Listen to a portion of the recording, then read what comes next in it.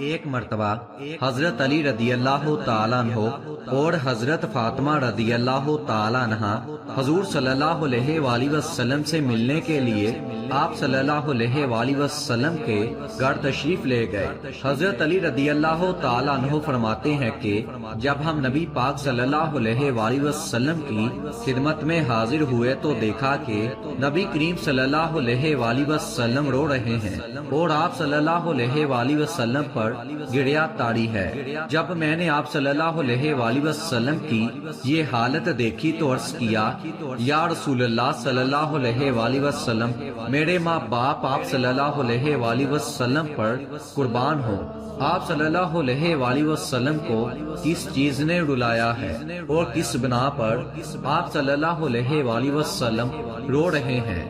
آپ صلی اللہ علیہ وآلہ وسلم نے جواب میں فرمایا کہ میں نے شب معراج میں اپنی امت کی عورتوں کو جہنم کے اندر قسم قسم کے عذابوں میں مبتلا دیکھا اور ان کو جو عذاب ہو رہا تھا وہ اتنا شدید اور ہولناک تھا کہ اس عذاب کے تصور سے مجھے رونا آ رہا ہے۔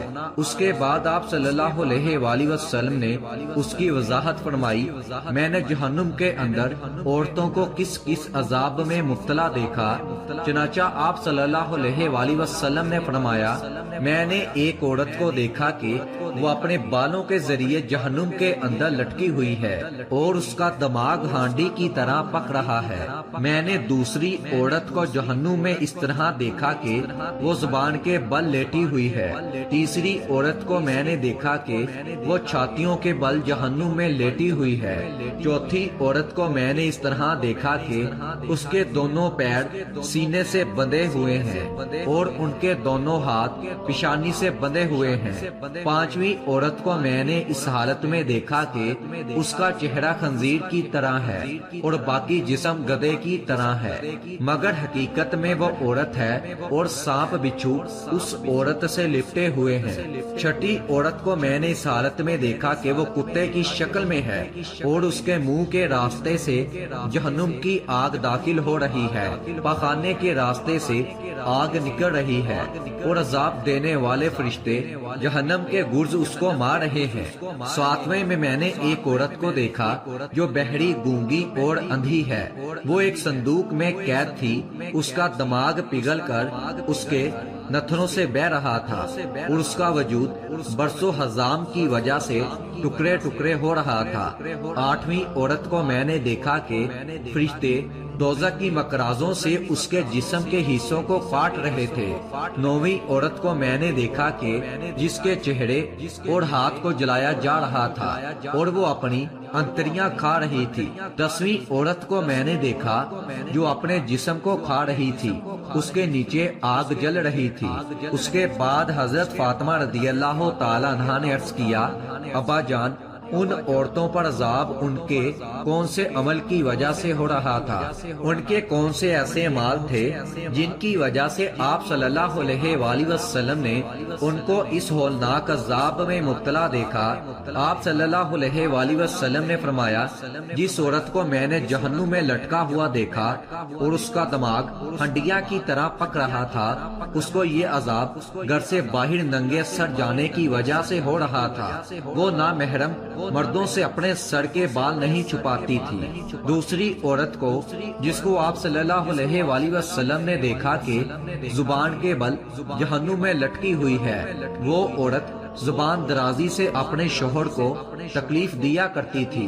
تیسری عورت جس کو آپ صلی اللہ علیہ وآلہ وسلم نے دیکھا کہ وہ اپنی چھاتیوں کے بل لٹکی ہوئی ہے، وہ عورت ہے جو شادی شدہ ہونے کے باوجود دوسرے مردوں سے ناجائز تعلقات رکھتی تھی۔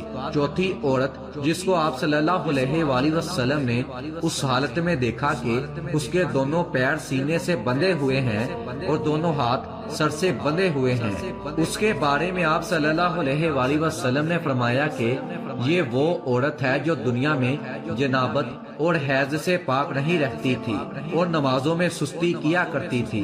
پانچویں عورت جس کو آپ صلی اللہ علیہ وآلہ وسلم نے اس حالت میں دیکھا کہ اس کا چہرہ خنزیر کی طرح ہے اور باقی جسم گدھے کی طرح ہے اور سانپ بچھو اس سے لٹکے ہوئے ہیں، اس کے بارے میں آپ نے فرمایا کہ یہ وہ عورت ہے جس کو جھوٹ بولنے اور چگلی کھانے کی وجہ سے یہ عذاب ہو رہا تھا۔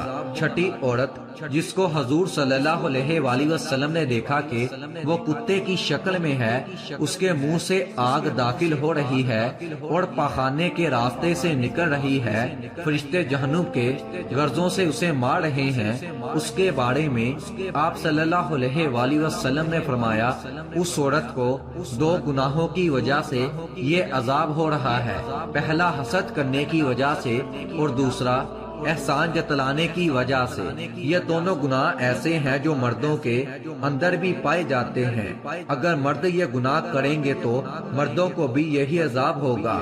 ساتویں وہ عورت جو اندھی گونگی اور بہری تھی، وہ عورت نے یہ گناہ کیا تھا جو اولاد زنا پیدا کر کے اپنے شوہر سے منسوب کرتی تھی۔ آٹھویں عورت وہ تھی جس کے وجود کو مکراز سے کاٹا جا رہا تھا، تو یہ وہ عورت تھی جو اپنے آپ کو مردوں کے سامنے پیش کرتی تھی۔ نویں عورت جس عورت کا چہرہ اور بدن جل رہا تھا اور وہ اپنی انتریوں کو کھانے میں مصروف تھی، وہ دلالہ تھی۔ دسویں جو عورت اپنے ہی وجود کو کاٹ کاٹ کر کھا رہی تھی، وہ لوگوں کے لیے زیب و زینت کیا کرتی تھی۔ پھر رسول اللہ صلی اللہ علیہ وآلہ وسلم نے فرمایا ہلاکت ہے اس عورت کے لیے جس نے اپنے شوہر کو ناراض کیا، اور خوش نصیب ہے وہ عورت جس کا شوہر اس سے راضی ہوا۔ حضرت انس بن مالک رضی اللہ تعالیٰ عنہ فرماتے ہیں رسول اللہ صلی اللہ علیہ وآلہ وسلم نے ارشاد فرمایا جو شخص اللہ سے 3 مرتبہ جنت مانگے، جنت کہتی ہے یا اللہ اسے جنت میں داخل فرما، اور جو شخص 3 مرتبہ آگ سے پناہ مانگے اس کے حق میں آگ کہتی ہے یا اللہ اسے آگ سے بچا لے۔ اسے ابن ماجہ نے روایت کیا ہے۔ آگ سے پناہ مانگنے کی قرآنی دعا آپ کو سکرین پر نظر آ رہی ہے۔ اے ہمارے پروردگار، ہمیں دنیا میں بھی بلائیاں عطا فرما اور آخرت میں بھی بلائی سے نواز، اور ہمیں آگ کے عذاب سے بچا لے۔